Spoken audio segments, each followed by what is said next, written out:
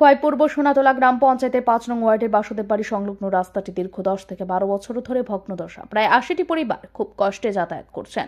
অতি সত্বর রাস্তাটি সংস্কারের দাবি জানান এলাকাবাসী। এই বিষয়ে এলাকার ক্ষীরমোহন দেবনাথ বলেন, দীর্ঘদিন ধরে রাস্তাটি বেহাল অবস্থা। বর্ষাকালে এই রাস্তা ধরে চলাচলের জো নেই। মানুষ চরম দুরবস্থার মধ্য দিয়ে এই রাস্তা ধরে যাতায়াত করেন। গত বছর বর্ষার সময় মানুষকে রাস্তাটির জন্য চরম দুর্ভোগ পোহাতে হয়েছে। এখন আগে থেকে রাস্তাটি সংস্কারের দাবি জানিয়ে আসছেন এলাকার লোকেরা। বিষয়টি গ্রামের প্রধান থেকে শুরু করে মেম্বার সকলেই জানিয়েছেন, কিন্তু কেউ এই বিষয়ে কোনো ধরনের উদ্যোগ নিচ্ছে না।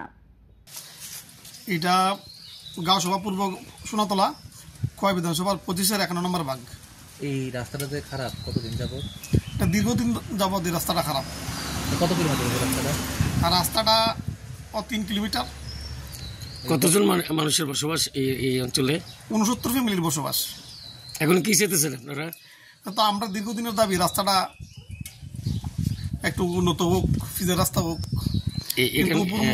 কি তা হইতাছে তো ঠিক জানি না। আমরা তো দাবি কন্টিনিউ করে দিতেছি, কিন্তু আমরা তো কোনো খবর পাইতাছি না কি হইতাছে। এই রাস্তাটা যে খারাপ অবস্থা, আপনারা উদ্বোধন করতে পারবেন? আমরা তো পঞ্চায়েতের মাধ্যমে, জনপ্রতিনিধির মাধ্যমে, আগে বিগত সরকার, বর্তমান সরকার সবার কাছে দাবি করতেছি, কিন্তু আমরা তো কোনো ডেভেলপ করতেছে না।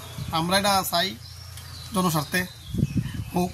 বর্ষার দিনে কি অবস্থা হয়? বর্ষার দিনে তো যে জায়গা দাঁড়া রয়েছে, জায়গা তো 8 দল আসলো,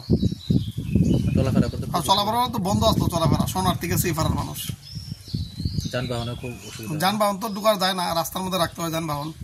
এখন আপনার দাবি রাস্তাটা অবিলম্বে রাস্তাটা হোক, এটি আমরা দাবি।